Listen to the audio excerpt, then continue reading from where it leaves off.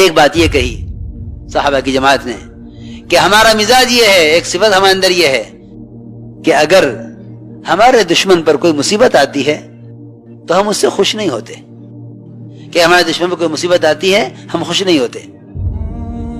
یہ بہت اہم بات ہے میرے دوستو عزیزو.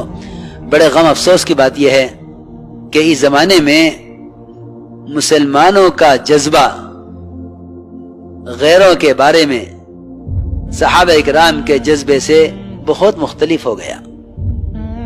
دیکھو میری بات یاد رکھو، اس کام کو صحابہ کے جذبے کے بغیر کرنا کوئی نتیجہ ظاہر نہیں کرے گا.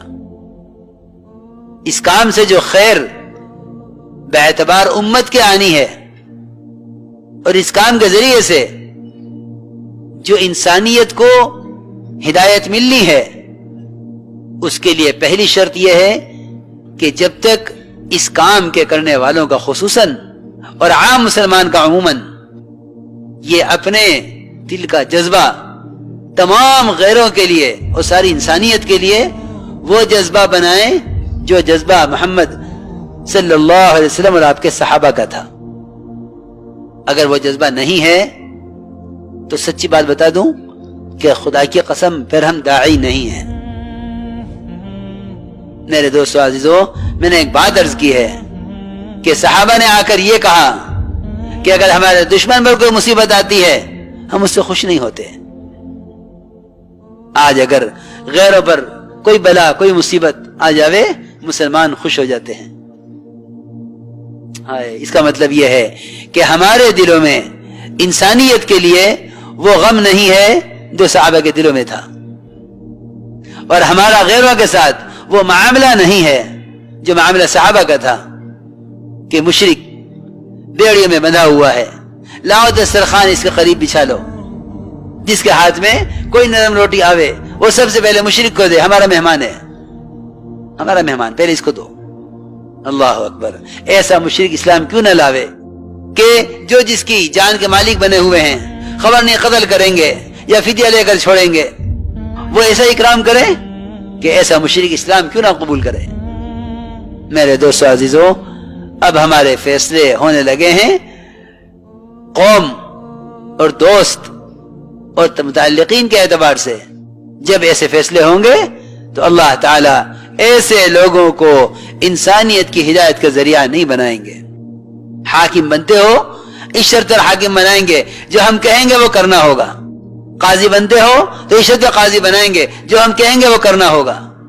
نہیں، غیروں کے اسلام میں آنے کا راستہ یہ نہیں ہے. اگر حق غیر مسلم کا ہے تو مسلمان کے خلاف فیصلہ کرنا ہوگا. اگر حق غیر مسلم کا ہے تو مسلمان کے خلاف فیصلہ کرنا ہوگا اگر نجات چاہتے ہو. دیکھو تو صحیح، حضرت علی رضی اللہ تعالیٰ عنہ کا جھگڑا ایک غیر مسلم سے، یہودی سے. یہودی کہتا ہے زرہ میری ہے، حضرت علی فرماتے ہیں میری ہے، چلو قاضی کے پاس.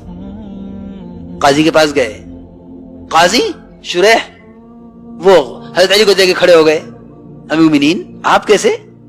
تشریف لائیے، کیا حکم ہے، کیا خدمت ہے؟ سوچتا ہوگا یہودی تو یہاں کہاں پھنس گیا، ان کا بنایا ہوا قاضی ہے، ان کی خدمت کے لیے کھڑا ہو گیا ہے، اب تیرے حق میں کیا فیصلہ ہوگا؟ علی رضی اللہ تعالیٰ عنہ کو بٹھایا قاضی نے اپنی کرسی پر، جج کی کرسی پر حضرت علی بیٹھے اور قاضی نیچے بیٹھا یہودی کے برابر میں، اور نیچے بیٹھ کے پوچھا مومنین کیا حکم ہے؟ فرمایا زرہ میری ہے. اور حضرت علی جھوٹ نہیں بول سکتے، زرہ میری ہے. قاضی نے کہا گواہ بتائیے، کہ گواہ میرا بیٹا حسن گواہی دے گا. میں خبر نہیں کہ یہ جنت کے جوانوں کا سردار ہے کہ ہاں وہ سب ٹھیک ہے، لیکن آپ کے بیٹے کی گواہی آپ کے حق میں معتبر نہیں ہے، ہم نے آپ کے بڑوں سے یہی سنا ہے. فرمایا میرا غلام گواہی دے گا قمبر. قاضی نے کہا کہ اکیلے غلام کی گواہی معتبر نہیں ہے.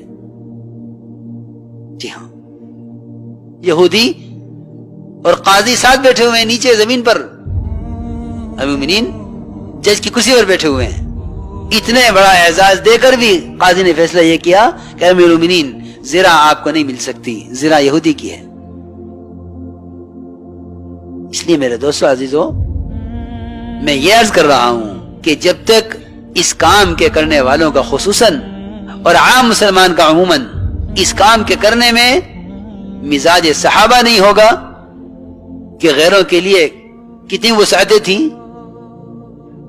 وہ تو پکی بات یہ ہے کہ جب تک مسلمان خود دین میں نمونہ نہیں بنے گا نہ یہ ہدایت پا سکتا ہے نہ یہ دوسرے کی ہدایت کا ذریعہ بن سکتا ہے.